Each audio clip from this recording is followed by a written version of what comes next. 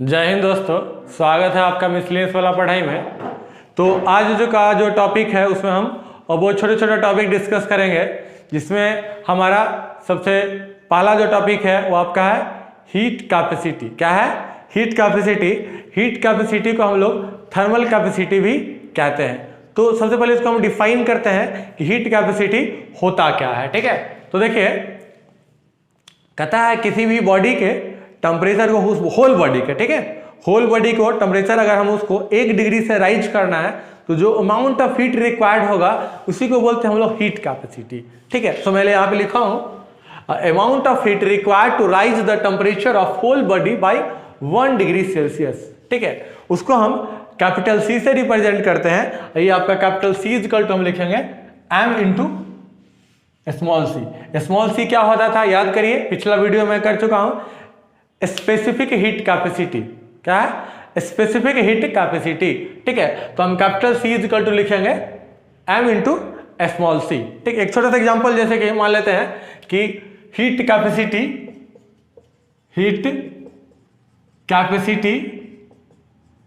Of water का अगर हम बात कर ले, किसका बात कर ले? Heat capacity of water of मान लेते हैं 30 ग्राम। कितना ग्राम?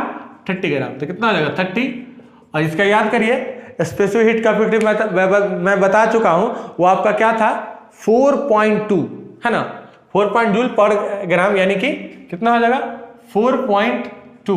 ठीक है, इतना आपका आ जाएगा। ठीक है, अब यहां पे क्या है? यूनिट का बात करेंगे। ठीक है, किसका बात करेंगे? यूनिट का। तो यूनिट क्या होगा? तो जरा सोचिए क्या होगा। क्या कर रहा है कि ग्राम को, ठीक है ना, मतलब हीट कैपेसिटी, ठीक है ना, यानी कि हम यहां पे क्या कहेंगे? इतना जूल एनर्जी होगा। इतना जूल क्या हो जाएगा? एनर्जी, यानी कि इतना जूल हमको एनर्जी देना पड़ेगा। ठीक है, यानी कि हीट कैपेसिटी ऑफ वाटर जो होगा 30 ग्राम, वो क्या होगा? इतना होगा। ठीक है, इसको मल्टीप्लाई करिएगा। ठीक है, इसमें कुछ बातें याद रखेंगे। कहता है कि जैसे हम पढ़ चुके हैं कि स्पेसिफिक हीट कैपेसिटी जो होता था, स्पेसिफिक हीट कैपेसिटी वो मास पे डिपेंड नहीं करता, does not depends on mass. Mass पे डिपेंड नहीं करता है, बट जो हमारा हीट कैपेसिटी है डिपेंड करता है किस पे? मास पे। किस पे डिपेंड करता है? मास पे। ठीक है, किस पे डिपेंड करता है? मास पे। हम जानते हैं आज Q equal to MC into delta T. Q equal to हम जानते हैं कि Q equal to MC into delta T. तो Q इक्वल टू क्या आ जाएगा? C into delta T. क्या आ जाएगा? C into delta T. ठीक है, तो ये आपका क्या था? स्पेसिफिक हीट कैपेसिटी नहीं, हीट कैपेसिटी। क्योंकि स्पेसिफिक हीट कैपेसिटी हम पिछले क्लास में किए थे, उसके जो पहले था, जो इसके वीडियो के पहले वाला वीडियो, यानी कि हम वहाँ पे ये डिस्कस किए थे प्रिंसिपल ऑफ कैलोरीमीटर, उसके जस्ट पहले वाला में। ठीक है, तो सो इसको आप पहले नोट कर लीजिए। ठीक है,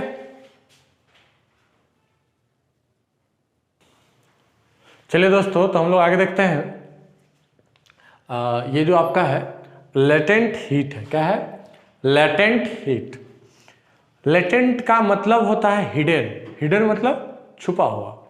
ये बढ़िया सा आपका एग्जाम्पल है, आप डेली लाइफ में ऑब्जर्व कर सकते हैं।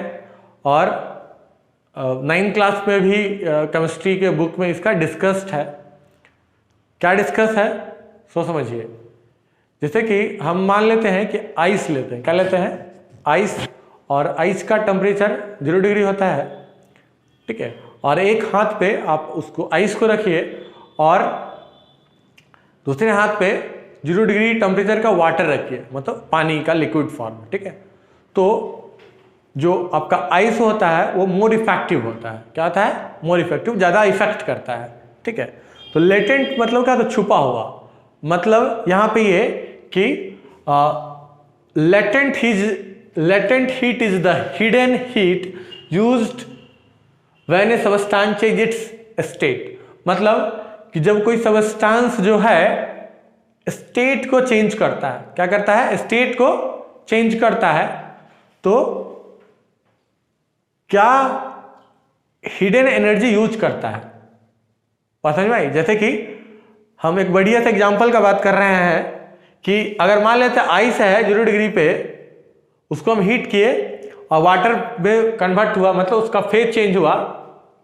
सॉलिड से लिक्विड, बट टेम्परेचर चेंज नहीं हो रहा है, बट टेम्परेचर चेंज नहीं हो रहा है। ये जो एनर्जी है ना, वो एनर्जी गया कहाँ, जो हम एनर्जी दिए होंगे, तो एनर्जी क्या है, लेटेंट है, क्या है, छुपा हुआ है, ठीक है। तो वही यहाँ पे कहता है ना, कि latent heat is the hidden heat used when substance change its state, जब सब्सटेंस स्टेट चेंज करता है।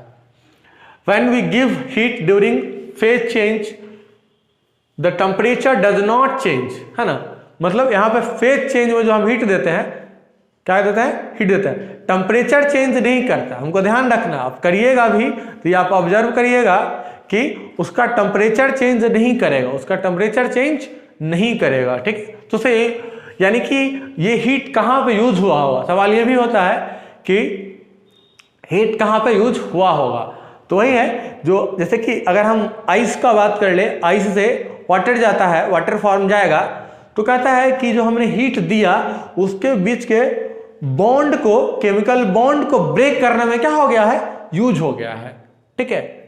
वही यहाँ पे लिखा हुआ है, this heat use to break और weaken the bonds for changing the phase, phase change होने में उसके बीच का बॉन्ड क्या हुआ है, ब्रेक हुआ है। बात समझ में आई? ये लेटेंट हीट है ना। इसको मैंने ऐसी तरह लिख दिया कि देख रहे आइस है और आइस से क्या वाटर बन रहा है, टेम्परेचर चेंज नहीं हो रहा है, ठीक है। तो ये लेटेंट हीट है। इसमें एक टर्म देखते हैं स्पेसिफिक लेटेंट हीट, है ना। तो स्पेसिफिक लेटेंट है to change the phase of 1 gram substance, मतलब 1 ग्राम सब्सटेंस के जो हम लोग फेज चेंज करेंगे, बात समझ में आई ना, उसी को हम लोग क्या कहेंगे, जो उसका हीट होगा उसको हम लोग स्पेसिफिक। स्पेसिफिक मतलब ही वही होता है कि कुछ ये स्पेशल, ठीक है। तो ये आपका क्या है, स्पेसिफिक, क्या स्पेसिफिक लैटेंट हीट, ठीक है। तो सबसे पहले इसको आप क्या करिए, नोट करिए। चलिए दोस्तों, तो हम लोग देखते हैं specific latent heat for fusion of ice, ठीक है। क्या देखते हैं, specific latent heat of fusion of ice, ठीक है। तो मान लेते हैं कि 1 ग्राम आइस है, क्या है, 1 ग्राम आइस है, और उसको आप 336 जूल का अगर आप उसको एनर्जी दीजिएगा तो क्या होता है, वो वाटर में कन्वर्ट होगा, जिसका टेम्परेचर क्या होगा, 0 डिग्री सेल्सियस होगा। दोनों 1 ग्राम है, ऐसा नहीं कि मास चेंज हो जाए, मास कंजर्व होता है, मास चेंज नहीं करता है, ठीक है। तो वही है specific latent heat of fusion of ice का बात कर लिया है, ठीक है ना। तो आइस है आपका 1 ग्राम पे, ठीक है, और हम इसको 336 जूल हीट दिए हैं, तो क्या वाटर में कन्वर्ट हो रहा है, जिसका टेम्परेचर क्या है, 0 डिग्री सेल्सियस है, 1 ग्राम है। तो ये जो 336 जूल है ना, 1 ग्राम को देने में, है ना, इसी को बोलते हैं हम लोग लैटेंट हीट ऑफ फ्यूजन। क्या बोलते हैं, ये यहाँ पे लिखे हैं, ठीक है। वाटर का हम बात कर रहे हैं, है ना। तो ये कितना है, 336 ग्राम, 336 जूल पर ग्राम, या फिर कैलोरी में कन्वर्ट करिएगा तो 80 कैलोरी पर ग्राम हो जाएगा, ठीक है। जैसे कि यानी कि हम इसको क्या कर रहे हैं, मेल्ट कर रहे हैं, क्या कर रहे हैं, मेल्ट कर रहे हैं, ठीक है। तो मेल्टिंग उसको कहते हैं, है ना। और वाटर से आइस में उसको क्या होता है, फ्यूजन कहते हैं, क्या कहते हैं, फ्यूजन कहते हैं, ठीक है। एक दूसरे का उल्टा होता है, ठीक है। Next specific latent heat of vaporization of water. Vaporization of water मतलब क्या कि वाटर को, 1 ग्राम वाटर को टेम्परेचर जब, है ना, 100 डिग्री सेल्सियस होता है, अब जानने का जिसको बॉइलिंग कहते हैं, बॉइलिंग पॉइंट ऑफ वाटर, और जब वो वेपराइज होता है, तो जब जस्ट वेपर बनता है, तो वहां पे हम ये देखते हैं दोनों का टेम्परेचर चेंज नहीं करता है, ठीक है। तो वही है कि 1 ग्राम वाटर को वेपराइज करने में, यानी कि टेम्परेचर 100 डिग्री, है ना, 100 डिग्री पे लिक्विड फॉर्म से वेपर फॉर्म कन्वर्ट करने में जो हमको एनर्जी चाहिए होगा, ठीक है, वो आपका ये होता है 2248 जूल पर ग्राम। कितना होता है, 2268 जूल पर ग्राम, यानी कि 540 कैलोरी पर ग्राम, ठीक है। तो इसको हम लोग वेपराइजेशन या फिर बॉइलिंग कहते हैं, उसके जस्ट उल्टा हो जाए तो उसको कंडेंसेशन कहते हैं, ठीक है। मतलब यहाँ पे ये कह सकते हैं कि कोई वेपर को लिक्विड बनाना है तो इतना एनर्जी आपको उसे क्या करना पड़ेगा, निकालना पड़ेगा, ठीक है। इतना एनर्जी उससे निकाल लीजिएगा, कहने का मतलब। तो ये क्या हो जाएगा कि वापस वाटर का क्या होगा, लिक्विड फॉर्म आ जाएगा, ठीक है। आज specific heat is the heat required per unit mass, यानी कि 1 यूनिट मास को हम कह रहे हैं कि टेम्परेचर बढ़ा रहे हैं, घटा रहे हैं, ठीक है। सो उसको L बराबर लिखेंगे Q बाई एम, क्या लिखेंगे Q बाई एम, यानी कि Q बराबर लिखेंगे M इंटू एल, क्या लिखेंगे Q इजकल टू लिखेंगे M इंटू एल, है ना। मतलब इसका यूज करेंगे, यूज टू, है ना, यूज फॉर फेज चेंज, क्या कहेंगे इसका यूज क्या करेंगे, use for phase change. Phase change के लिए हम क्या करते हैं, यूज करते हैं, ठीक है। बस समझ में आई, क्या करते हैं, फेज को चेंज कर। एल को हम लोग क्या कहते हैं, लेटेंट हीट, ठीक है। एम होता है उसका मास और क्यू क्या है, हीट, ठीक है। तो इसको आप पहले नोट कर लीजिए। चलिए दोस्तों, तो कुछ हम लोग सवाल करते हैं। एक सिंपल सा सवाल मैं लिया हूं, उसको जरा आप देखिएगा। सवाल क्या है, पहले सवाल को समझिए। कहता है find the amount of heat required to change 10 gram of ice at -5 degree Celsius to water at 20 degree Celsius.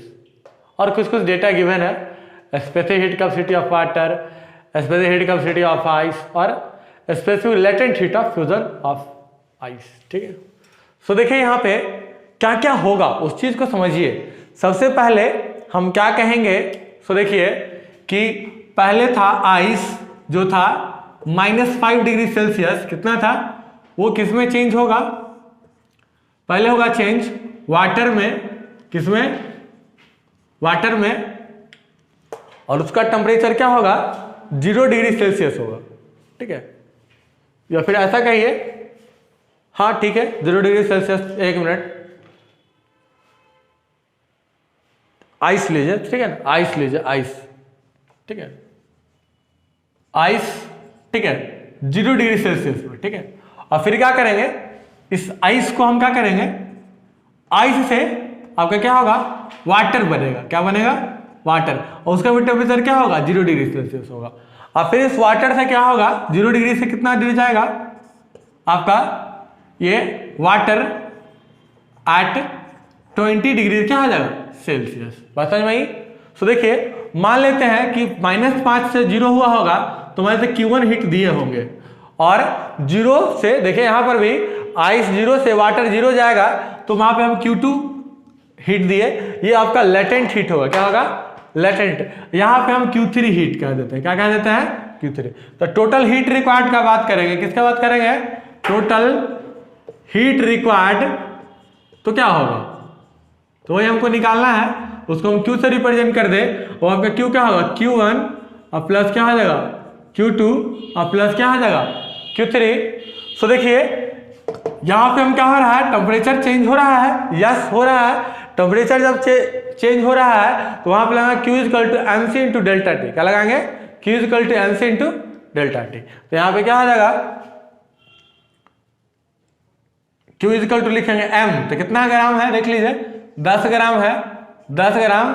C इसका दे दिया है, कितना दे दिया है, आइस का देख लीजिए कितना दिया है 2.1, और डेल्टा टी कितना है 5, कितना है 5, प्लस Q2 हो जाएगा M इंटू एल, क्या हो जाएगा M इंटू एल, यानी कि 10 इंटू एल दे दिया आपका, कितना दे दिया है 336, और प्लस Q3 कितना हो जाएगा, वही MC इंटू डेल्टा टी, यानी कि 10 इंटू 4.2 इंटू कितना, टेम्परेचर कितना का चेंज हो रहा है 20 का, यानी कि 20।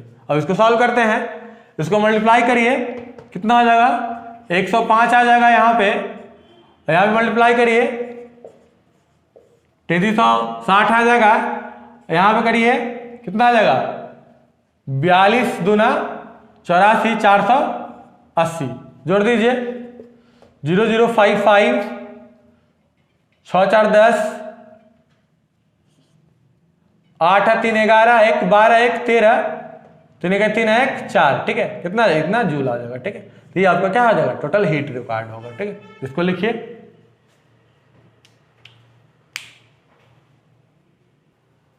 चलिए एक और सवाल उसी तरह का सवाल है, क्या कहता है, find the amount of heat released when 1 kg of water vapour is cooled to water at 20 degree Celsius, ठीक है।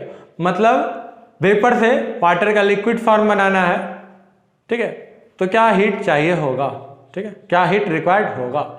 तो सिंपल सा बात, पहले हम क्या करेंगे, पहले हम ये लिखेंगे कि जो वाटर वेपर है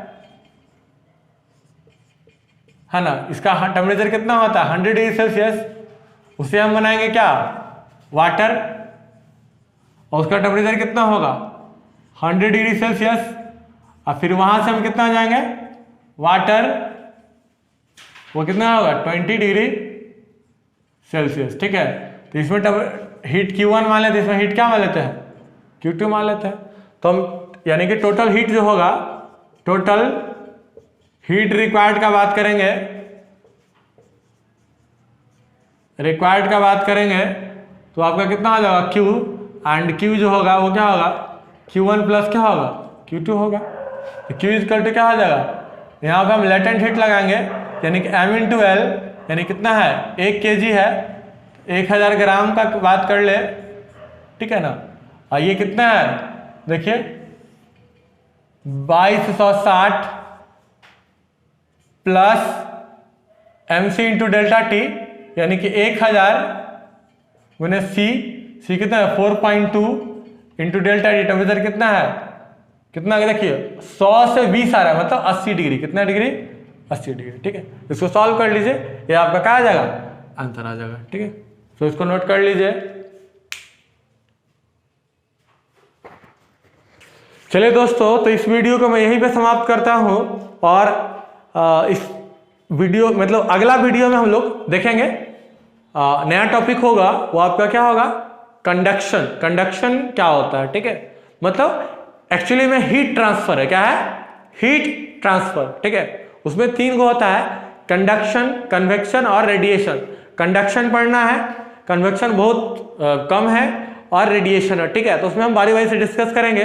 तो आज इस वीडियो को यहीं पे खत्म करते हैं। ठीक है, तब तक के लिए जय हिंद, जय भारत।